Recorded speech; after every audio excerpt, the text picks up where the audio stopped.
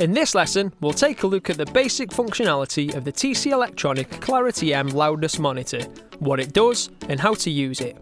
The Clarity M Loudness Monitor is an LCD display that allows you to monitor your average audio loudness as well as true peak audio levels for your Audition or Pro Tools mixes, in compliance with major broadcast standards.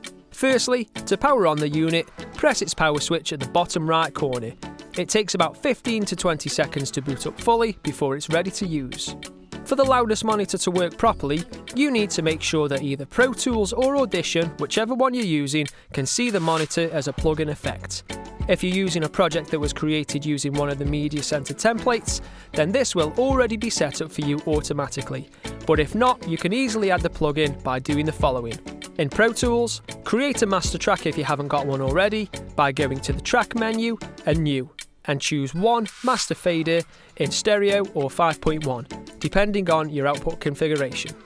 Next, go to the View menu and Mix Window Views, and then Insert F to J. Over on the master fader, left-click on Insert J, which is the lowest insert on the track, and go to Multi-Channel Plugin, Sound Field, and choose Clarity M. In the plugin window, make sure that you check the boxes for Follow Transport and Restart on Play. The loudness monitor should now be ready to use with your Pro Tools session. In Audition, click on the Multitracks Mixer tab and locate the master track on the right. Scroll to the bottom of the track's inserts, click on the arrow and go to VST, Analyzer, TC Electronic and choose Clarity M. If you can't see the plugin from the list, go to the Effects menu and open the Audio Plugin Manager. Click on the Scan for Plugins button, let Audition do its thing, click OK and try again. Make sure the Effects Pre-Fader Post-Fader button is set to Post-Fader, which is highlighted in red. And in the plugin window, tick the boxes for Follow Transport and Restart on Play. The loudness monitor should now be set up and ready to use with your Audition session. On the left side of the Clarity M screen, you'll see the loudness radar meter. And on the right, we have various audio statistics, as well as audio channel level meters, peak indicators, and phase analysis meters. To reset all parameters and statistics, hit the reset button at the bottom of the unit, second in from the left. Assuming your audio is playing back from Audition or Pro Tools, you'll see the parameters start to update straight away. The time value shown in the lower right portion of the loudness radar meter shows how long it's been since the parameters were reset. The loudness radar meter shows you the short-term and momentary loudness history, indicated by a real-time colour-coded graph. Blue radar levels towards the middle of the meter indicate that your output signal for your mix is too quiet, whereas orange levels towards the outside of the circle show that your levels are too loud. As an average level, you want to aim for the second largest circle on the radar meter, where the levels are peaking into the top of the green, just into the orange. The overall amplitude for your mix is displayed in real time on the radar meter. Generally, the more audio tracks you use in your sound mix, the louder your overall levels become, so keep an eye on the radar meter during the mixing process. If you want to change the radar speed, turn the rotary knob at the bottom of the unit. The target duration is shown just above this dial and determines how quick the loudness radar moves around the circle in a clockwise fashion. If you can't see the loudness radar meter, press the button just to the right of Reset. Pressing this button also reveals the real-time analyzer, but keep going until you see the radar meter. Moving over to the right side of the screen, you'll see the audio statistics. The main two parameters that we need to monitor are program loudness and true peak max. Program loudness is measured in LUFS, which stands for loudness units relative to full scale.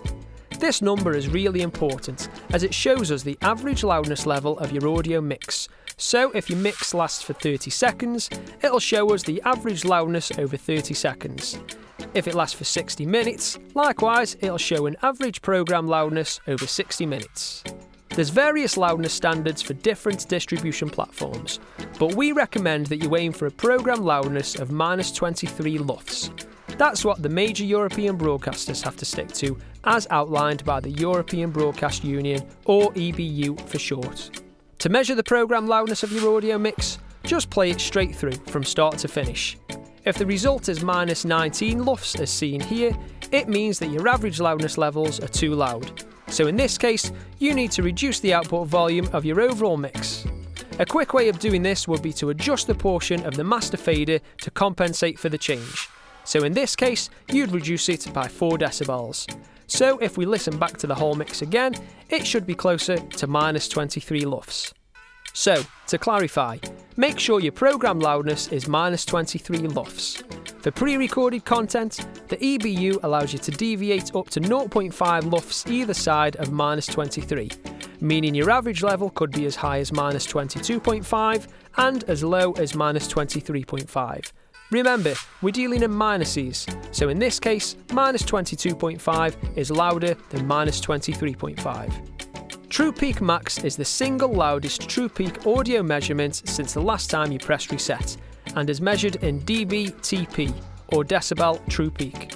The EBU advises a True Peak Max advisory limit of -3 decibels True Peak. That basically means don't let your audio go any louder than -3 decibels True Peak. Legally, you can go as high as -1, but it's safer to stick to -3. A quick way of keeping within this legal limit is to add a limiter effect on the master track before the Clarity M plugin. In Audition, click on the first available insert on the master track and go to Amplitude and Compression and then Hard Limiter.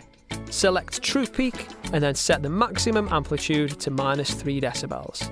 In Pro Tools, click on the first available insert on the master track and go to Multi-Channel Plugin, then Dynamics. Then choose the Dyne 3 compressor limiter. Set the threshold to -3, ratio 100:1, and 10 microseconds for the attack. Your True Peak Max should now stay on or below the -3 threshold.